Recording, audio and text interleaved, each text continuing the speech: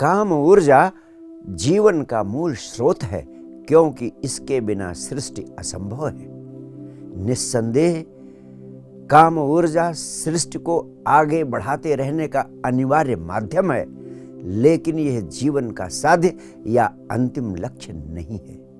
वास्तव में काम ऊर्जा जैसी कोई चीज नहीं है। जीवन ऊर्जा ही एकमात्र ऊर्जा है, और यह जीवन ऊर्जा विभिन्न दिशाओं में अभिव्यक्त हो सकती है। सेक्स उसके अभिव्यक्ति की एक दिशा मात्र है।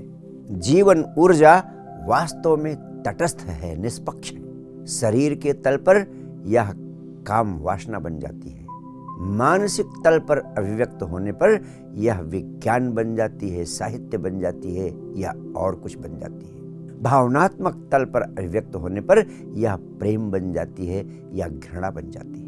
जीवन ऊर्जा जिस दिशा में प्रवाहित होती है वही बन जाती है। इसलिए काम ऊर्जा का उच्चीकरण करने की बात करना या काम ऊर्जा को पवित्र बनाने की बात करना वास्तव में नासमझी है।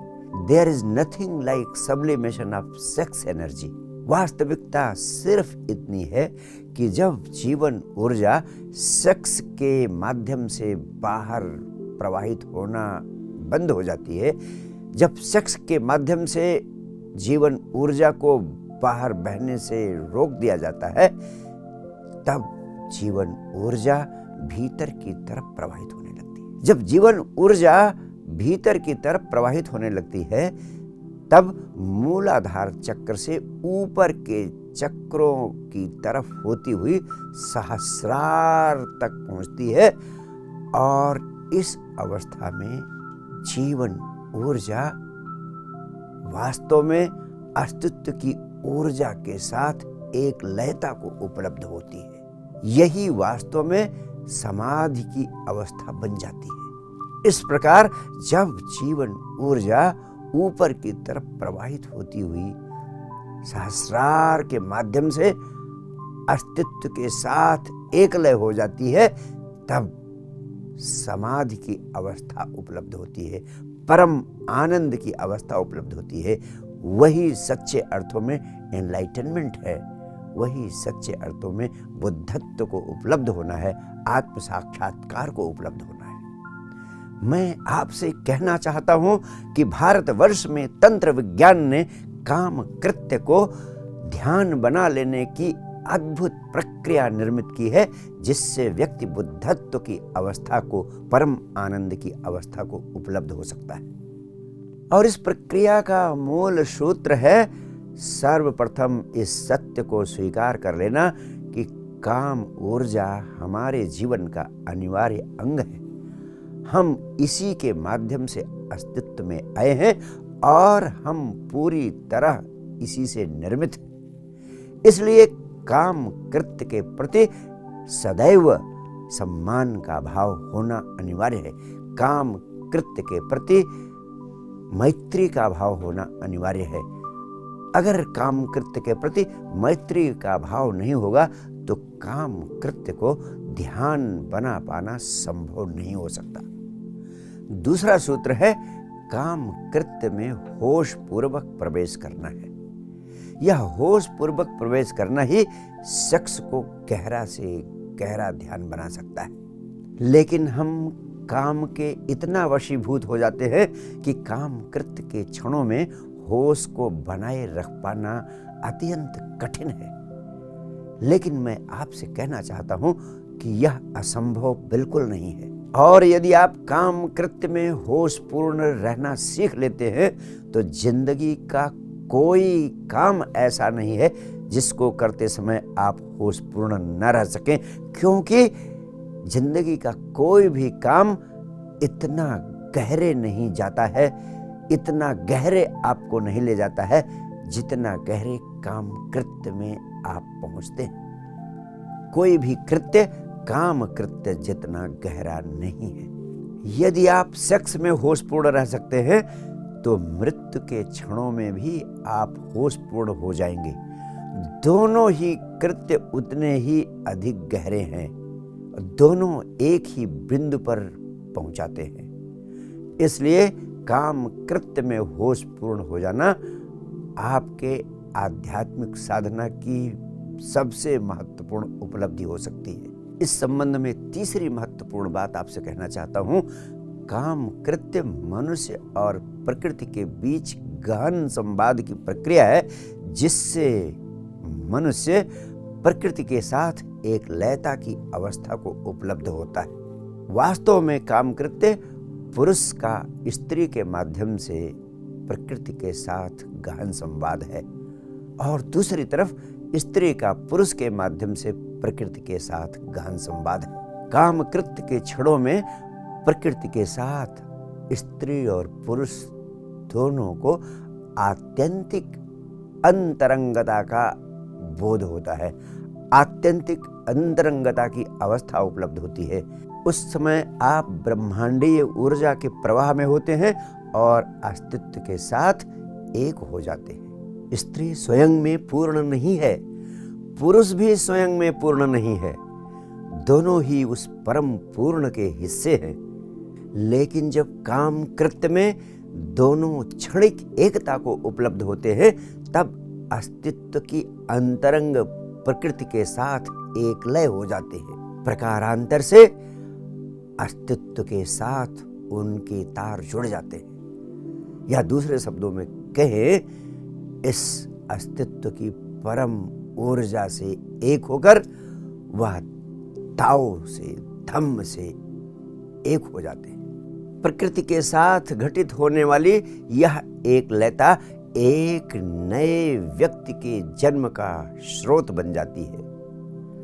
अगर काम कृत्य होश पूर्वक नहीं हो रहा है तो एक ही संभावना है कि आप इसके माध्यम से किसी दूसरे व्यक्ति को जन्म दे दें। लेकिन अगर यही काम कृत्य होश पूर्ण हो जाता है तो आप स्वयं को ही नया जन्म दे देते हैं, स्वयं को दूसरा जीवन उपलब्ध करा देते हैं, जिसको हम आत्म साक्षात्कार या परम आनंद को उपलब्ध करने की घटना कह सकते हैं। जन्म तो माँ बाप से मिलता है, लेकिन जीवन स्वयं उपलब्ध करना पड़ता है, और काम कृत्य में होश पूर्ण रहना स्वयं के नए जन्म का आधार बन सकता है। इसके परिणाम स्वरूप अब आप काम के बाहर खड़े हो जाते हैं, सेक्स के बाहर खड़े हो जाते हैं, यानी अब सेक्स आपके लिए बाध्यकारी नहीं रह जाता है। अब आप सेक्स की बाध्यकारिता से मुक्त हो जाते हैं। अब आप अपने मालिक हो जाते हैं, स्वयं के मालिक हो जाते हैं। अब आप काम के वशीभूत नहीं रहते। अब सेक्स की यांत्रिक मांग समाप्त होने लगती है। जैसे जैसे बच्चा समझदार होता जाता है, वैसे वैसे उसके हाथ से खिलौने छूटते चले जाते हैं। ठीक वैसे ही जैसे जैसे आप काम कृत्य में होश पूर्ण होने लगते हैं, वैसे वैसे धीरे धीरे कामुकता की यांत्रिक मांग अपने आप समाप्त होती चली जाती है। एक दिन आप पाते हैं कि काम वासना क्षीण होती जा रही है और आप उसके मालिक होते जा रहे हैं। यह सच्चे अर्थों में आपके परम सौभाग्य का क्षण है। मैं आपसे कहना चाहता हूं कि सेक्स से ज्यादा बड़ा, सेक्स से ज्यादा गहरा और कोई दूसरा रहस्य मनुष्य के जीवन में इस जगत में है ही नहीं। काम कृत्य के शिखर का गहन अनुभव व्यक्ति को कामुकता से हमेशा हमेशा के लिए मुक्त कर सकता है। यही गहन अनुभव मनुष्य को परमानंद की अवस्था को उपलब्ध कराने का माध्यम भी बन सकता है। सेक्स और ध्यान पर की गई वैज्ञानिक शोधों से यह सिद्ध हो चुका है कि अगर रति क्रिया या संभोग की अवधि सिर्फ 1 मिनट की होती है तो व्यक्ति के भीतर पुनः अगले दिन सेक्स की मांग उठने लगती है। लेकिन अगर यह अवधि 3 मिनट तक होती है तो व्यक्ति के भीतर अगले 1 सप्ताह तक सेक्स का विचार ही नहीं उठता। और यदि संभोग की अवधि 7 मिनट तक बढ़ जाती है तो अगले 3 महीने तक व्यक्ति के भीतर काम वासना का विचार ही नहीं उठेगा। और तंत्र विज्ञान के अनुसार यदि यह अवधि 3 घंटे तक बढ़ जाती है तो व्यक्ति काम वासना से पूरे जीवन भर के लिए मुक्त हो जाएगा। ऐसा व्यक्ति काम वासना का शिकार नहीं होगा, बल्कि वह उसका मालिक बन जाएगा। ऐसा काम कृत्य सिर्फ एक बार उपलब्ध हो जाए तो मनुष्य के जीवन में विराट क्रांति हो सकती है। वह व्यक्ति उसी क्षण बुद्धत्व को उपलब्ध हो सकता है। आप हैरान होंगे कि आज का मनुष्य मृत्युशैया पर जाने तक काम वासना से ग्रस्त रहता है। वह उसका पीछा नहीं छोड़ती है। इसका सिर्फ यही कारण है कि मनुष्य काम की कला को, काम के विज्ञान को नहीं समझ सका है। इसलिए इस विज्ञान से संबंधित कुछ महत्वपूर्ण बातें मैं आपसे कह देना चाहता हूँ। पहली बात तो यह है कि यदि काम कृत्य के समय आपके श्वास की गति बहुत धीमी है तो आपके संभोग की अवधि बहुत बढ़ जाएगी। यदि उस समय आपके श्वास की गति बहुत तेज है तो आपके संभोग की अवधि बहुत कम हो जाएगी। इस प्रकार इन क्षणों में आपके श्वास की गति का मंद होना परम उपलब्धि की कुंजी है। अहंकार शून्यता और समय शून्यता को उपलब्ध करने की शक्तिशाली विधि है। दूसरी महत्वपूर्ण बात, काम कृत्य के समय आपका होश आपकी दोनों भौहों के मध्य आज्ञा चक्र पर केंद्रित रहना चाहिए। इस प्रक्रिया में कुशलता प्राप्त कर लेने पर आपके संभोग की अवधि 3 घंटे तक बढ़ाई जा सकती है और फिर आप हमेशा हमेशा के लिए काम वासना के जाल से मुक्त हो सकते हैं, काम वासना के जाल के बाहर हो सकते हैं। सिर्फ इस जन्म के लिए ही नहीं, भविष्य के जन्मों के लिए भी। और मैं आपसे कहना चाहता हूं कि काम कृत्य के इस चरम अनुभव के बिना कोई भी व्यक्ति ब्रह्मचर्य को उपलब्ध नहीं हो सकता है।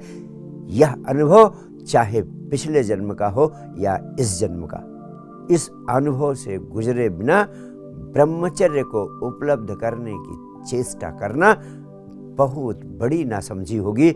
यह सिर्फ विक्षिप्तता पैदा करेगी, सिर्फ पागलपन पैदा करेगी और कुछ नहीं। तीसरी बात, काम कृत्य यदि एक दूसरे के प्रति गहन प्रेम का सहज परिणाम हो तो वह दैवीय कृत्य बन जाता है, वह अद्भुत कृत्य बन जाता है।